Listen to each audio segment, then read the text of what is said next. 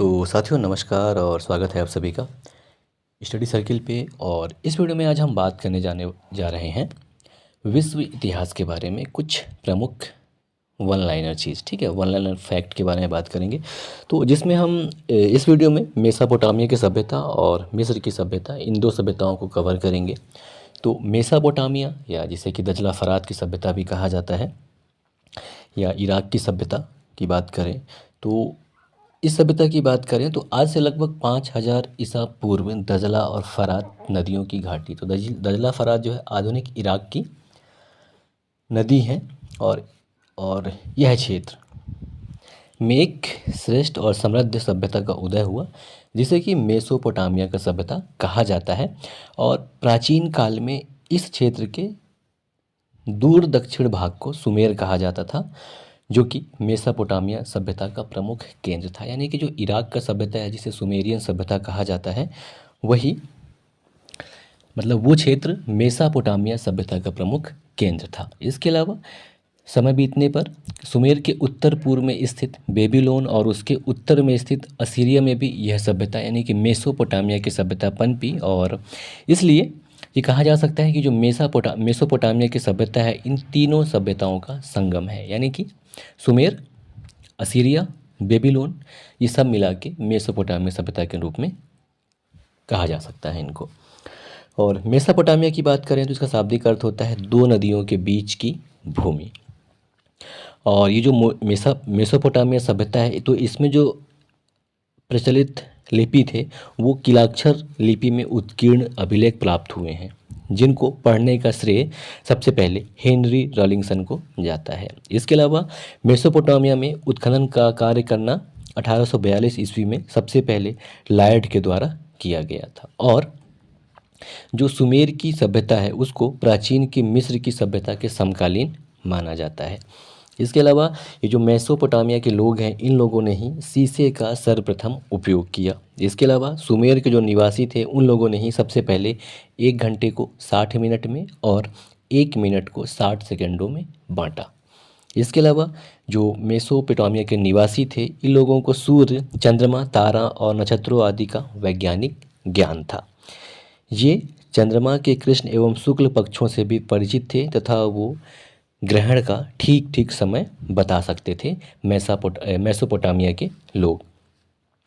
और ये जो मेसोपोटामिया सभ्यता में जो देव मंदिर हैं, उन्हें जिग्गुरात कहा जाता था। इसके अलावा ये जो मेसोपोटामिया के निवासी हैं, इन्होंने ही सबसे पहले एक दिन को 24 घंटों में बांटा, जो कि आज भी प्रचलन में है और मान्य भी है।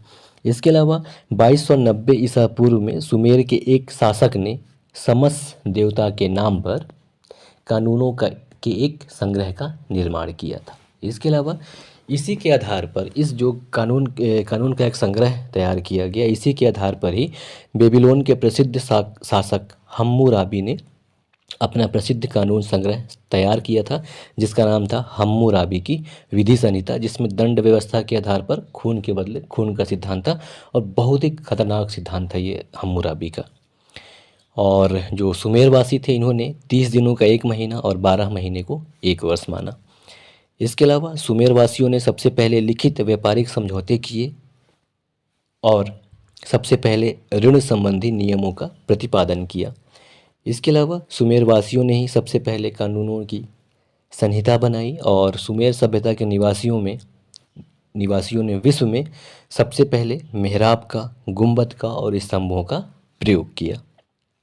ठीक है, अब चलते हैं हम मिस्र की सभ्यता के बारे में पढ़ने के लिए। तो मिस्र से हमें पिरामिड याद आता है, जो कि स्वाभाविक भी है, याद आना ही चाहिए, क्योंकि मिस्र की पहचान ज़्यादातर पिरामिड की वजह से ही हुआ करती रही है। तो जो मिस्र की सभ्यता है, इसकी खोज सबसे पहले 1798 ईस्वी में फ्रांस के महान सम्राट और विजेता नेपोलियन बोनापार्ट के द्वारा लगाया गया। यानी कि मिस्र की सभ्यता की खोज सबसे पहले नेपोलियन बोनापार्ट ने लगाया। इसके अलावा जो प्रसिद्ध यूनान के एक इतिहासकार है हेरोडोटस, इन्होंने मिस्र को नील नदी की देन का संज्ञा प्रदान किया।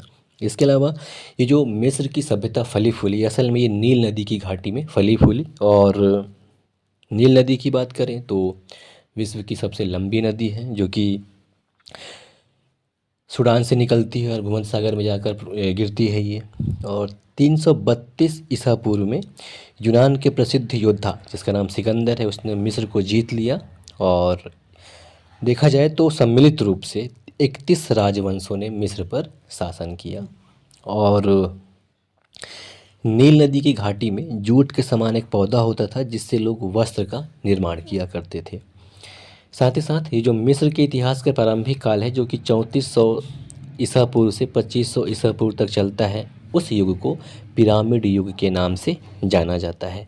और पेपिरस नामक एक पौधे से कागज़ बनाया जाता है। तो संभवतः ये कहा जाता है कि अंग्रेजी का जो पेपर शब्द है इसी पेड़ से उद्भावित हुआ है।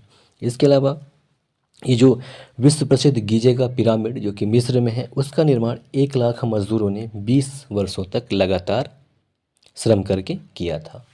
और जो मिस्र के लोग हैं ये मृतकों के वास स्थान के लिए विशाल समाधियां बनाते थे जिन्हें पिरामिड कहा जाता है। यानी कि इस पिरामिड के अंदर मृतकों को दफनाया जाता था। और जो मिस्र वासियों की लिपि है वह लिपि हायरोग्लिम्फिक लिपि कहलाती है, जिस लिपि का मिस्र वासियों ने प्रयोग किया। और जो सौर पंचांग है ये मिस्र वासियों की सबसे बड़ी लिपि के लिए उपलब्धि मानी जाती है। इसके अलावा मिस्र में बहुदेव के स्थान पर यानी कि अनेक देवताओं की पूजा के स्थान पर एकेश्वरवाद का प्रचार जो है वो अखनाटन ने किया। ठीक है। और एक स्फिंक्स ये प्राचीन मिस्र की एक आश्चर्यजनक उपलब्धि है जिसका निर्माण पिरामिड युग में ही हुआ। तो स्फिंक्स की अगर हम बात करें तो ये पत्थर और धातु से निर्मित विचित्र आकार प्रकार की मूर्ति है जिसे आप देख सकते हैं।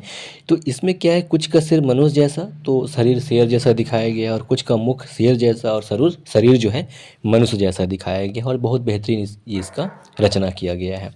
इसके अलावा ये जो मिस्रवासी हैं इन्हें गणित और चिकित्सा शास्त्र का पर्याप्त ज्ञान था, लेकिन ये शल्य चिकित्सा से अनजान थे, अनभिज्ञ थे। इसके अलावा मिस्रवासियों ने 1 से 9 तक के अंकों का और दशमलव से ये परिचित थे, लेकिन इन्हें शून्य का ज्ञान नहीं था। इसके अलावा जो मिस्र में पिरामिड है इनकी कुल संख्या लगभग जो है 70 है, जिसमें गीजे का पिरामिड जो है सर्वाधिक प्रसिद्ध है, विश्व प्रसिद्ध है। और ये जो गीजे का पिरामिड है इसका निर्माण मिस्र के चौथे राजवंश के शासक सम्राट खुफू ने करवाया था। और ये जो गीजे का पिरामिड है ये 13 एकड़ भूमि में फैला है। और इस पिरामिड की जो लंबाई है 755 फीट और जिसकी चौड़ाई है 484 फीट है और ये विश्व में सबसे बड़ा पिरामिड है। और मिस्र से जुड़े एक अन्य फैक्ट की बात कर लें तो वो है मम्मी, जो कि मिस्र में बहुत ज़्यादा पाए गए। तो इसमें क्या था, ये जो मम्मी हैं ये एक प्रकार से सुरक्षित शव होते हैं जिसकी खोज सबसे पहले 1892 ईस्वी में सर फ्लैंडर्स पीटी ने किया था। तो ध्यान रखिएगा ये फैक्ट। इसके अलावा जो मम्मी है, मम्मी बनाते समय जो सम्राट और दूसरे महान व्यक्ति हैं उनके शव के अंदर जो हृदय होता है, मस्तिष्क है, इन सभी को निकाल कर उनके स्थान पर सोना और अन्य धातु तथा कुछ कई प्रकार के मसाले, दवा और सुगंधित पदार्थों को भर दिया करते थे और सबको एक बक्से के अंदर बंद करके बक्से के ऊपर फ़राओ की कुछ प्रमुख कृतियों को उत्कीर्ण किया जाता था, फिर उसे किसी पिरामिड में रख दिया जाता था। तो ज़्यादातर पिरामिड के अंदर ममीज़ ही सुरक्षित रखे हुए हैं। तो ये है मिस्र की सभ्यता के बारे में संक्षिप्त जानकारी। बाकी अगले वीडियो में हम यूनान की सभ्यता और चीन की सभ्यता के बारे में अनफैक्ट जानेंगे। तब तक के लिए नमस्कार, जय हिंद।